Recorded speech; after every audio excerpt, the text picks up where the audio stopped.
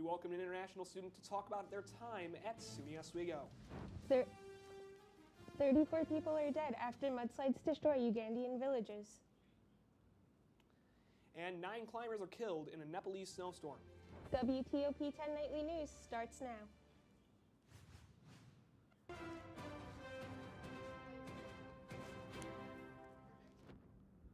Good evening and welcome to WTOP 10 Nightly News. I'm Ryan Fox. And I'm Chelsea Garby. 9 people are dead after a severe snowstorm hit a camp on Nepal's Mount Gurja, according to a CNN report. The group, made up of 5 South Korean climbers and 4 Nepalese guides, lost contact with officials on Friday. The representative agency of Kim Chang-ho, a well-known Korean climber killed in the storm, says the team was in the middle of a 45-day expedition to find a new route up the mountain, which hasn't been summited in 22 years. South Korea's President Moon Jae-in identified the team members in a Facebook post this weekend. In a statement, Moon said, quote, "There are dangers to all areas where humans attempt to push boundaries. 9 climbers were taken forever by a snowstorm, but their bravery and tireless spirit, demonstrated by their attempt to find a new route, will not be buried with them. As long as challenges for new routes continue, the souls of people who have become part of the mountains will remain in our hearts." A Mexican couple was arrested in a Mexico City suburb Thursday while pushing a baby stroller filled with human body parts. The couple, identified by authorities as Juan Carlos N. and Patricia N., were detained on suspicion of murdering 10 females, according to CNN. The male suspect told police he and his wife killed an additional 10 victims on top of the original deaths. State prosecutor Alejandro Gomez says the man also gave detailed accounts of the original 10 deaths and admitted to selling a victim's baby. According to CNN, partial results from Bavaria's state election show the ruling Christian Social Union is losing its majority in humiliating performance. The result from the election is expected to shake up German Chancellor Angela Merkel's fragile Grand Coalition government. With the election 74 out of 91 voting districts counted, Bavaria's state premier Markus Söder from the CSU says there were lessons to be learned from Sunday's painful results, but as the frontrunner, the party still had the right to form government. As a possible murder mystery could put the United States at odds with Saudi Arabia, a key ally. There are reports that a Washington Post journalist was killed by a group of Saudis, and there's a bipartisan push for the White House to demand answers. CNN's John Lornick reports. More than a week has passed since Washington Post columnist Jamal Khashoggi vanished. This closed-circuit footage shows the Saudi journalist heading into what Turkish authorities say was a death trap. We're determined to get to the bottom of it, and we'll have more on that in the near future. The Washington Post reports the government of Turkey told the U.S. it has audio and video recordings that prove Khashoggi was murdered inside the Saudi consulate in Istanbul. Senators in both parties want answers. The intel points directly at them and them thinking about this in advance. The administration will have to pay attention to that. Where somebody apparently has been murdered because they had the audacity to speak out against the ruling people in their country. If we do nothing, what do we stand for? On the same day Khashoggi went missing, Turkish authorities say a group of Saudi men flew into Istanbul and checked into a hotel near the consulate. About 2 hours after Khashoggi entered the consulate that day, security footage leaked to Turkish media shows tinted consulate vehicles leaving the area. Saudi officials deny any involvement in the disappearance of Khashoggi. But it's a very serious situation, and it's something we're taking very seriously. I'm John Lawrence reporting. On Wednesday, a bipartisan group of senators sent a letter to the White House specifically calling on President Trump to determine if Saudi Arabia is responsible for Khashoggi's death. According to CNN, 20 people have been killed in Indonesia from torrential rains and flooding. The rain and floods destroyed a part of an elementary school in Indonesia's North Sumatra. It is estimated that at least 11 students have died and some remain missing. The disaster occurred in Mandaling Natal, North Sumatra. Officials are working around the clock searching for the remaining victims. 34 people are dead after flooding and mudslides destroyed homes in at least 6 villages in eastern Uganda Thursday.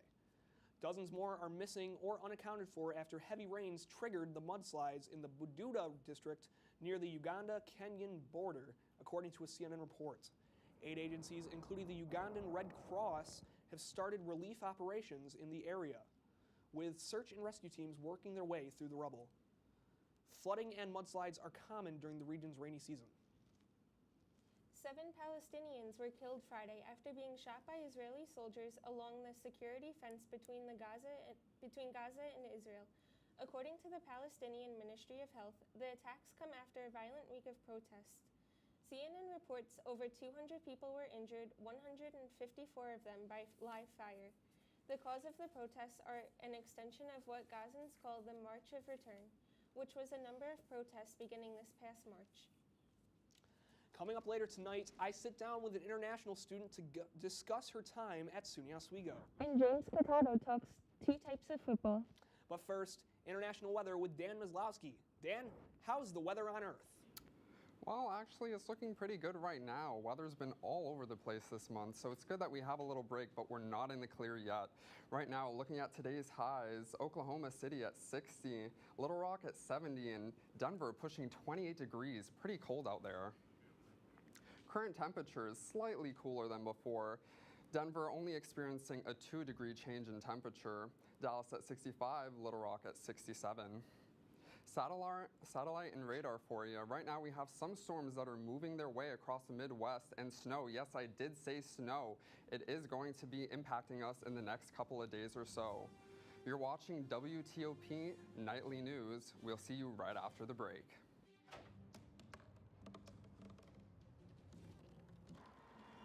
Everybody has a dream.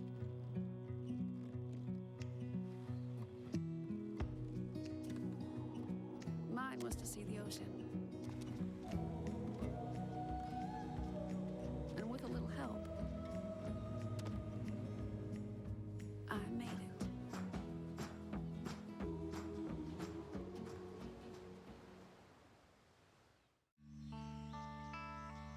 This is the moment I knew his future had no boundaries. There are some moments only the forest can inspire. Find yours at discovertheforest.org. Life's taught me a lot, and I'm ready for more. Well, you're not the typical kind of candidate that I hire. But you are exactly what I'm looking for. Your company could be missing out on the candidates it needs most. Learn how to find a great pool of untapped talent at gradsoflife.org. Is how are you, precious? Okay. Take out the precious. Way too cheesy. Okay, yeah. Just go, hey, how are you? Nope. How's your day? Yeah. Don't be cheesy. Yeah, I figured.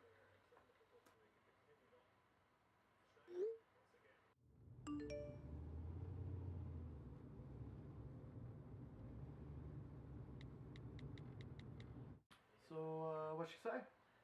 She's still typing. I'm not sure. She never takes this long. I wouldn't worry about it. Give it a few minutes. Okay.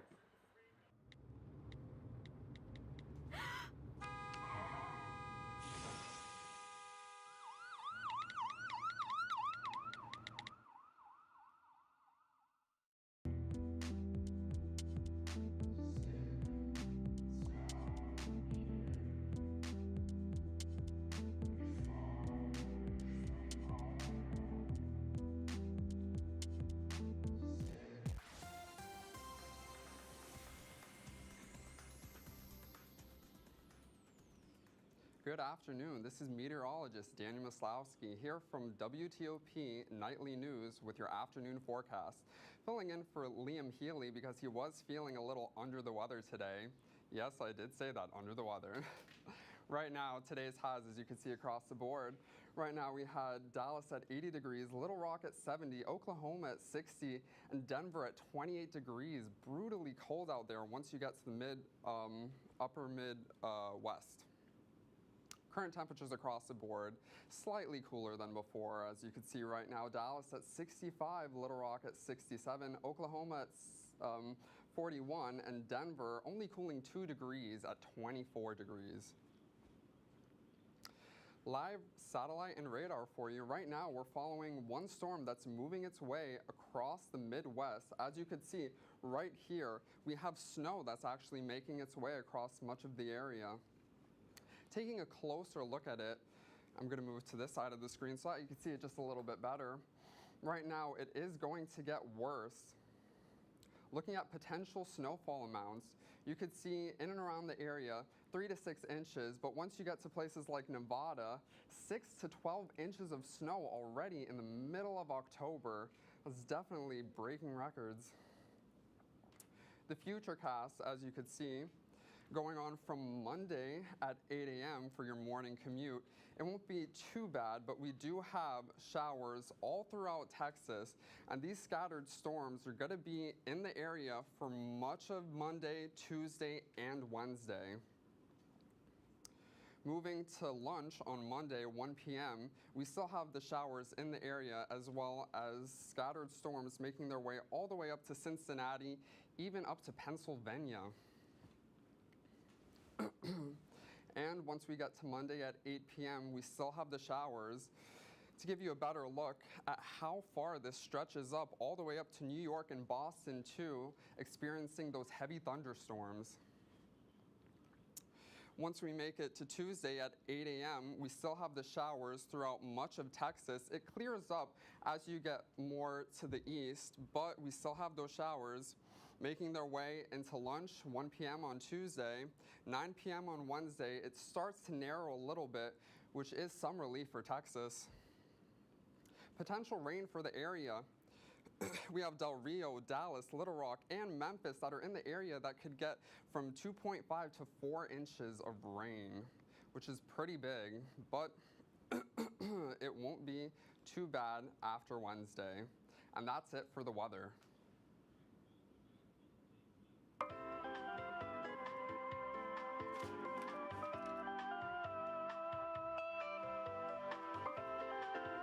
Hey, bud. Hey. What? What are you doing October 17th at 2 p.m.? I don't know. What are you guys doing? Funny you should ask, because we're actually watching the Media Summit Red Carpet Show at 2 o'clock on Wednesday, October 17th on WTOP 10.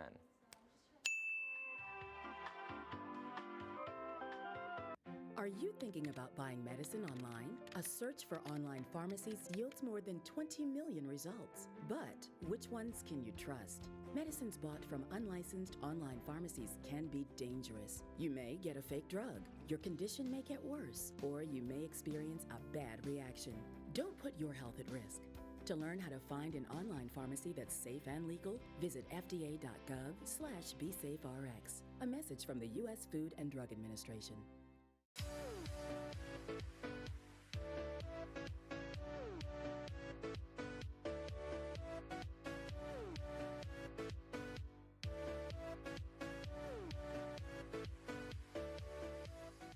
My family and friends are always with me, no matter where I may be. Sharing stories from home helps me sustain my recovery from my mental and substance use disorder. Hi, sweetheart. Join the Voices for Recovery. Our families, our stories, our recovery. For confidential information on mental and substance use disorders, including prevention and treatment referral for you or someone you know, call 1-800-662-HELP. Brought to you by the U.S. Department of Health and Human Services.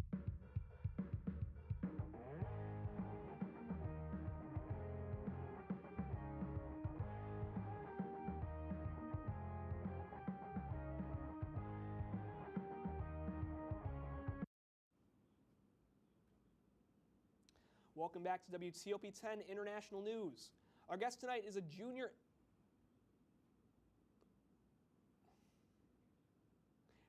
English major at SUNY Oswego. Ishara Aryal, welcome to the show. Thank you for having me.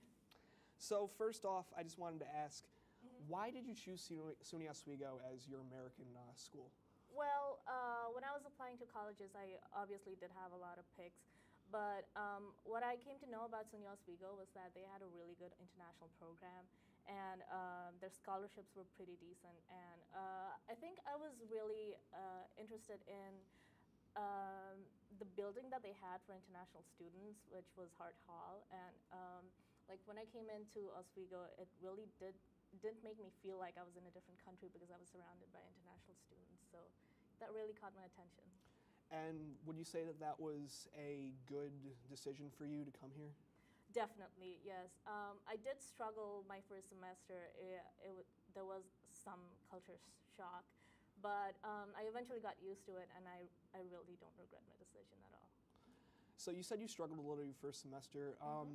Was that really just cultural, or was that like just being in America with like the academics and such? I would say it was a bit of both because it was my first time being like 8,000 miles away from home and by myself, especially. And home is Kathmandu, right? Yes, Nepal. And there was like a bit of homesick. Along with that, the academics here are completely different from what I was used to back home. So yeah, I would say it was definitely a bit of both. How are academics different here? Well, here, I don't think students are put under a lot of pressure here. I know that sounds silly when I say it, but back home, it really was stressful, and people are really put under a lot of pressure and are expected a lot. But here I had my freedom, and I felt kind of independent. But not only that, but even the relationship that you have with your professors is completely different. Sure. They really help you out rather than back home, which is like strictly professional. What was I going to go with? Regardless. So you said that the differences were academic and that kind of thing. Yes. So what was like the hardest part of living here for the last 2 years? Well, I guess the hardest part would be that I miss home a lot sometimes, especially during this time of the year because all of our big celebrations and holidays are in October and November, so I'm missing out on that because I have midterms going on. Other than that, I think I was getting used to the academics and getting used to the culture here. The language difference, I know I speak English, but I'm more used to British English, and that was really difficult for me to like transition from British to American English, if that makes sense. So you've been here for 2 years now, right? Yes, this is my third year. Are you going to be here for the full 4 years? Yes. I'm currently a junior, and I still have like 3 more semesters left, so yeah, definitely look for it. And as an international student, how has the English major been for you? Oh, it has been amazing. It has been so much more than I'd hoped for. The professors here in the English department are extremely helpful, extremely reliable, and they will go out of their ways to help you. And it was definitely not what I was expecting from when I applied to this school, but they have been really helpful and understanding. That's good to hear.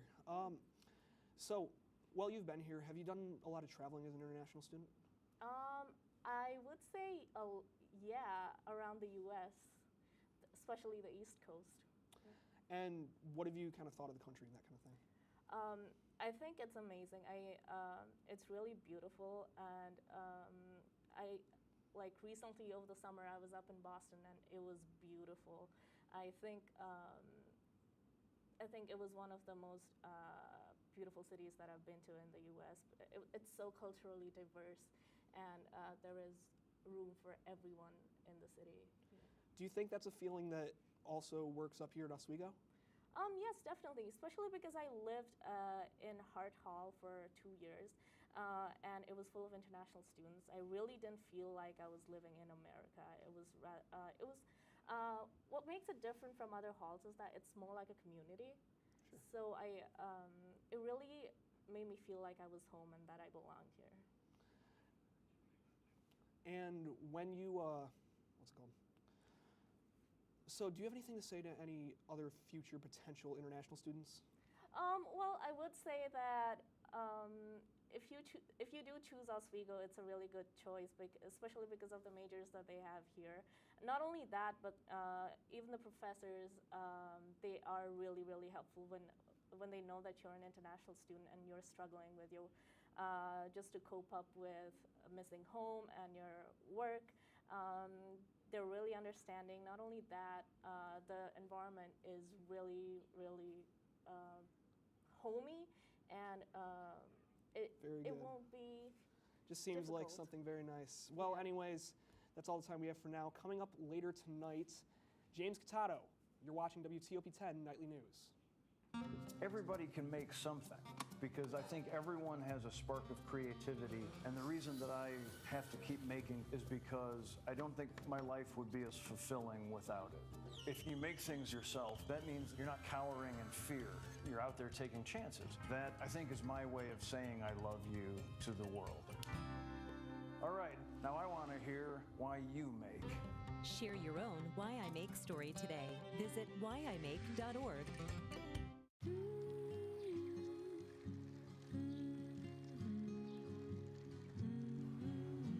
Of all the things you've done with your bike, donating it to Goodwill may be the most incredible of all.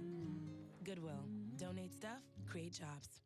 My new dad teaches me all kinds of stuff. I wouldn't use this one. He helps me with my decision making, Ever. and he's even teaching me how to drive. And that's why cars have bumpers. You don't have to be perfect to be a perfect parent. Thousands of kids in foster care will take you just as you are. And then she was like, yeah, and I was like, no. And then she was like, yeah, and I was like, yeah. Oh my god. Oh my god, what? Ryan just texted me. Oh my god, what did he say? Netflix and chill? Netflix and chill, that's like so last year. It's all about WTOP movies on demand and chill. You are so right.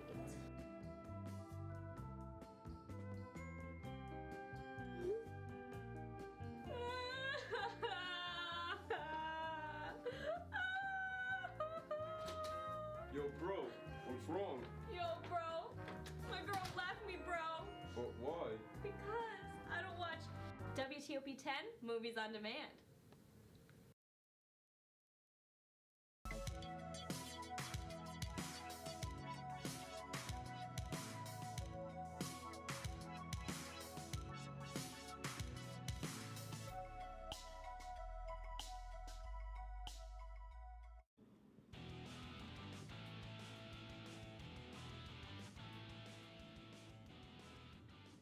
Good evening and welcome back to WTOP 10 International News. I'm your sports anchor, James Catato. Let's get right into it. The trademark lightning bolt celebration has officially made its way from the track to the pitch. During his first start for the Central Coast Mariners, Olympic sprinting legend Usain Bolt netted a brace against Australian League rival MacArthur Southwest United in a practice match. And the second goal he scored was perfectly geared to the life of the 23-time gold medalist, burning the defender with ease in a dead sprint towards the ball and nestling it past the keeper into the bottom corner. It was a moment Bolt likely will never forget, as it seems this recent play will see the 32-year-old to stay at Central Coast longer than his original 7-week trial contract. The manager of the A-League side said that there's a lot to be worked on and polished, but with an even bigger off-the-field presence to couple with the goal-scoring ability, it's safe to say that Bolt will be staying in Australia for a little while longer. Football and football fans may have something to share in the upcoming years. Home of the Premier League giant Tottenham Hotspur, Wembley Stadium plays host to multiple NFL games a year to increase global interest in the sport. With the NFL sending team planes to London for a little over a decade, a lot of speculation has come to fruition about a permanent franchise going to the UK. The league's executive vice president of international play, Mark Waller, says, quote, "We feel the fan demand is here. We feel the stadium infrastructure and optionality is here. We feel the government support is here. We feel the logistics and training side of it are here as well, and we feel very good about it as a whole." End quote. And speaking of London football, the Oakland Raiders and Seattle Seahawks squared off in Wembley Stadium for its annual crossover game. So without any further ado, let's hop right into it. To the field in Laura Oakland. Russell Wilson. 1-4 Raiders team. First quarter action, Russell Wilson, 5-yard thread-the-needle touchdown to Jerron Brown, who does the CR7 Cristiano Ronaldo celebration in the soccer stadium. Wilson recovering the fumble and going out of the pocket with a lollipop pass to David Moore, who goes over the media section. 14-0 Seattle. That's 3 touchdowns on the day and 10 on the season for Mr. Wilson. And before the game, rumors Pro Bowl wideout Amari Cooper would be traded from the Raiders, and during the game he got hit hard off a nasty low throw from Derek Carr. He was diagnosed with a concussion. No timetable for a return, but That's a brutal blow to this terrible Oakland Raiders offense so far, and it's safe to say that after this 27-3 loss to the Seattle Seahawks, that head coach John Gruden is in the hot seat once again after trading Khalil Mack. And this struggling offense, you had guys like Jordy Nelson and Amari Cooper that were really supposed to head this offense with quarterback Derek Carr, and they're just not getting it done. Well, John Gruden was a big contract for the Raiders, wasn't he? He is the highest paid coach in NFL history, and he is really not showing that he deserves that type of money right now because the Raiders are 1-5. They don't look good at all. So, I mean, it should be interesting to see how they play the rest of their schedule. You look at a team like the Seahawks, they've been struggling for the majority of the season, and now they're 3-3. They're a 500 team, but Pete Carroll hasn't looked good, and he's been on the hot seat, too, to get fired. And it really says something when the Raiders get blown out by 24 points to a Seahawks team that's just not that great. Absolutely. So the baseball postseason is on right now. Tonight, I believe it's Game 2 of the ALCS between the Red Sox and the Astros, right? Yes, and Garrett Cole and David Price were squaring off on the bumps against each other, and the Astros had a 1-0 series lead, and Price has been hammered for the majority of this playoff run, and he just really can't seem to find it against these dominant American League sides. I think that the Astros are going to walk away with a 2-0 lead here. You know, I do too, honestly. It's been kind of interesting to watch Boston this year. They won 108 games, but it's going to be certainly an interesting one for this series. Dan, how's the weather looking for the rest of the week? It's not looking too bad. Right now, we're a little bit in the clear, but we do have some storms making their way across the Midwest. Now, that's going to spell a little bit of trouble because there is the potential for snow. Right now, it actually is snowing right now in certain places like Colorado and Nevada, which makes it a little bit troubling. Do we think that snow is going to come Oswego way? Hopefully it stays out of the way. Hopefully it does stay out of the way, but as everything is with weather, it is unpredictable, so there's no way to tell until the time passes by and we see where this storm makes its way through. It is certainly Oswego, and it's central New York. We know how weather is here. We'll get snow in the middle of June if it felt like it. Yeah, sometimes, oh my gosh, that's how it goes. It was almost 90 degrees last week, and now it's going to dip down below the 40s? I mean, come on. That really threw off my weekly. Oh, it kills me. My allergies have been on fire because of this, and it's like, pick a season in central New York. It's how it's always been, though, here, and that's one of the nice parts about Oswego. You get to see the leaves all over the place. It's always good like that. Yeah. Anyways, that's our report for tonight. Be sure to stay tuned for the buzzer beater right after this. Thank you for watching. Have a great night, everyone.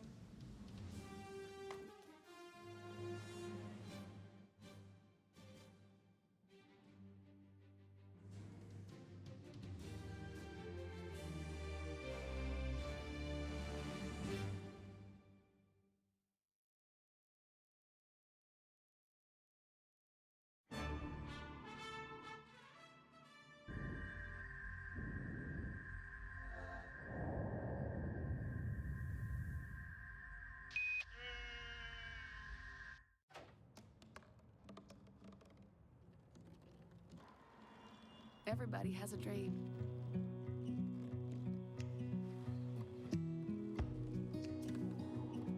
Mine was to see the ocean.